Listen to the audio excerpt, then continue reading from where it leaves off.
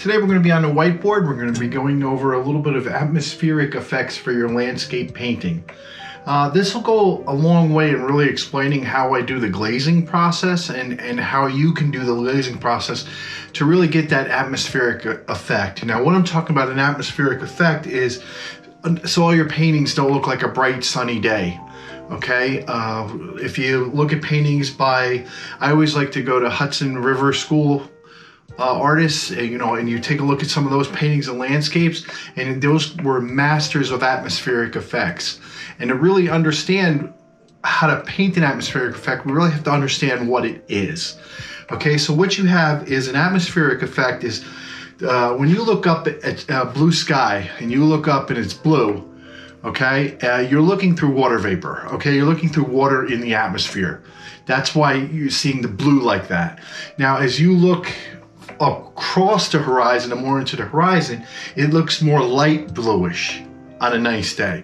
It's because when you're looking across the horizon, so if you're standing here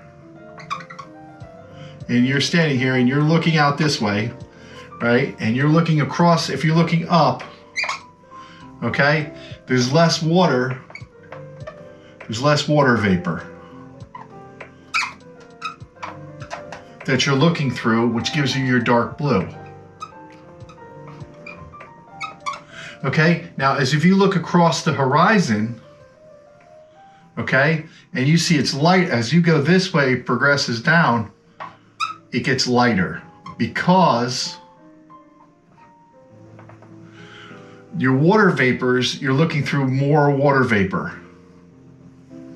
So you're looking through more water vapor. Basically, what you're doing is you're looking through water. You're looking through sheets of water.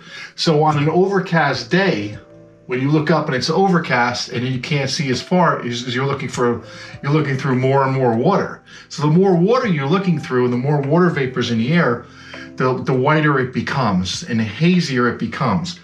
So when we're looking at, now I'll give you an example of one of the paintings I'm working on right now. So when we're taking a look at this is Kensington, and this is Lake George. As we look at the mountains here farther in the back, this is a storm as it's receding away. Okay, as we look at the painting back here in the back, we're looking through multiple layers of water. And as we progress forward, we're looking through less and less layers of water to almost a fine detail where there's no water. So even that, so when you start to see that white down in there, that's your mist and your water vapors that you're looking through. But as you progress farther, so if we were to look at this painting on the whiteboard and we were going to glaze this painting on the whiteboard, okay, we'll do a quick sketch, we'll do a quick landscape sketch of this painting. If you're not familiar with landscape sketching, you really want to practice it. So let's do the canvas, especially if you're outside. Okay, one of the things you want to do is hardly ever avoid putting your horizon line in the middle. So what Kenza did is he put his horizon line right about here. He's got some rocks, a tree, some more rocks, grass. He's got a foreground mountain right here. Okay, and then he's got another smaller island right here, another little island right here, and another island right here.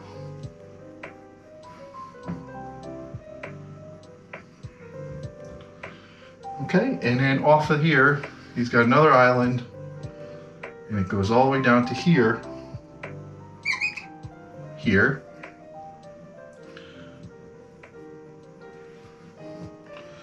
And then he's got his water receding back to here. He's got here. And of course the mountains receding back, and then back. Okay, and we have our clouds up here, and we have all of our stuff up here. So here's our mountain. So let's do this so we can separate this from here. Here's our mountain here, our rocks, trees. Okay, so we got our water right through here. All right, so what we want to do is when we glaze this, right, we're going to want to break into sections we're going to have our first section, which is going to be these mountains right here, where they're almost looking through no glaze. We're almost looking through no vapor. So I'm going to call the vapor, when I'm saying vapor, I'm referring to glaze. A vapor layer is just a white scumble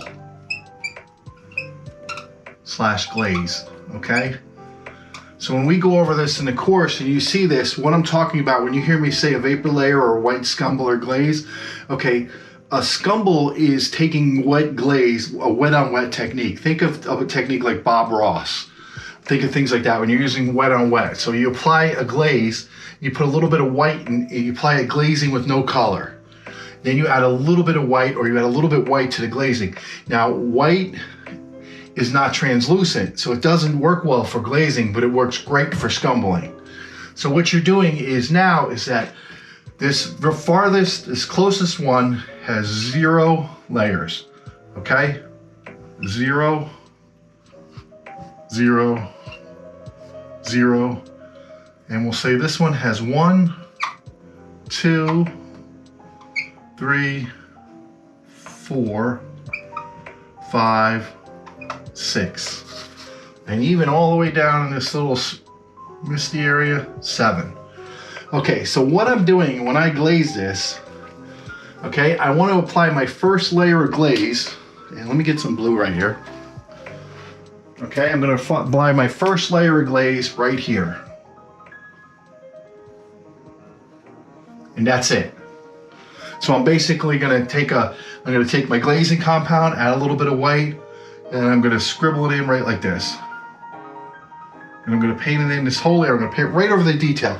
Now I've already painted the blocking on here. I've already done the detail. So I finished this so it looks like a bright, clear, sunny day, and it's got as much detail as this does right here.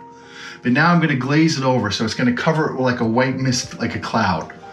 Okay? Now for my next layer of glaze, once this dries completely, now I'm going to cover this, including this area. I'm going to cover this area. So right now this has 2 layers of glaze right here.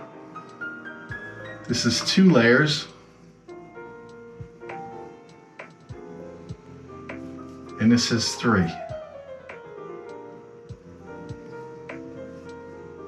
And this is 3. So when this dries, I'm going to cover this area. And it's going to have, this area is now going to have 4, or this area is now going to have 3. This area is now going to have 2, and now this area is going to have 1. And this is going to cover this whole area right through here. Right through here. Now when I cover the next one, it's going to be this area right here. Okay? Now this is going to have, you're right, 4 here, 3 here, 2 here, 1 there. So now when I cover the next one, now keep in mind, this one and this one is a 2. Okay, so this one's a 2. So when I cover the next one, it's going to be this area.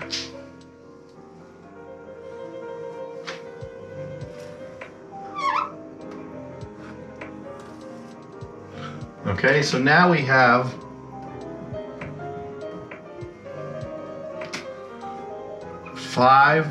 we have 5 coverings, so this is almost white in here. 4 colorings, 3 colorings, 2 colorings, 1 coloring of scumble. Okay, so now these areas are separated, so right about now we don't want to add any more. Now if I'm going to add any more right in here, right, well, no, we actually do one more. I'm sorry. The last one we do is the whole sky. All of it. Okay? And that's going to take us up to this.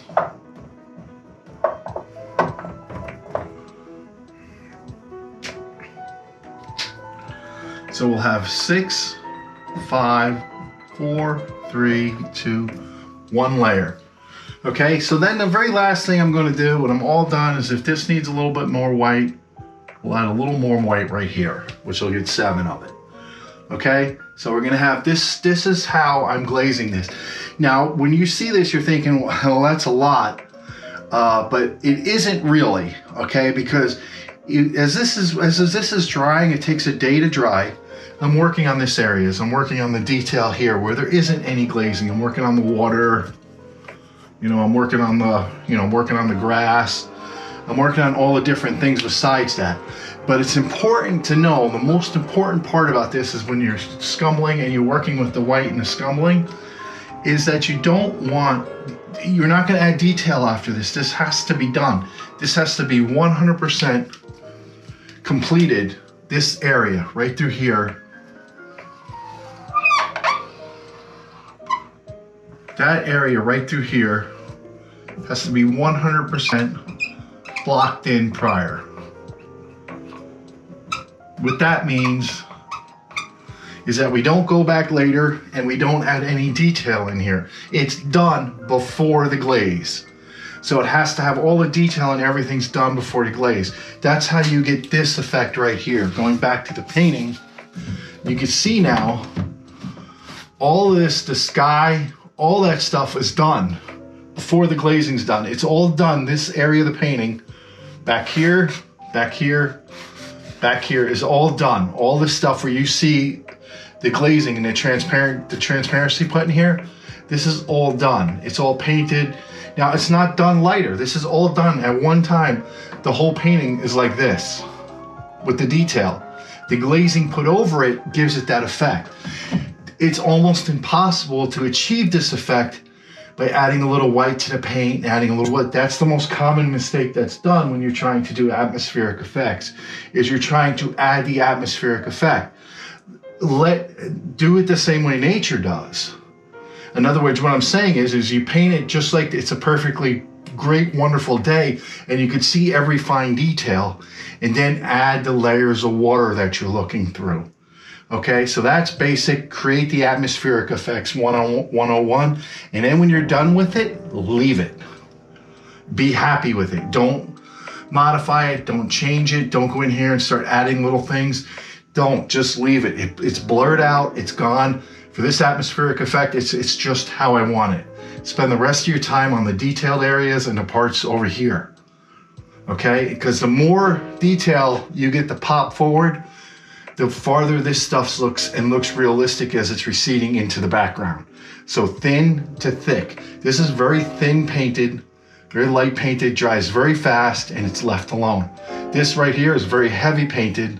It takes a few days to dry, but I'll just keep going back over and over and over and over on this area right here, this island, in this area. That's your attention right here. So all your focus is looking back, seeing the island. You see how it's leaning to this island.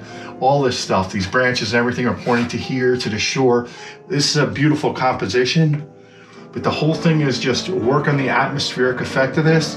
And once you see, it doesn't matter what you're painting. Now you can do the cloudy day, the dark day, and even if it's not a cloudy day and you still have atmospheric effects. So when you're looking out and you're looking at nature and your stuff, you can see it plain as day once you start looking for it.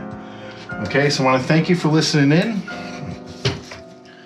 It's George at paintreproductions.com, and I hope you can join in for some more classes.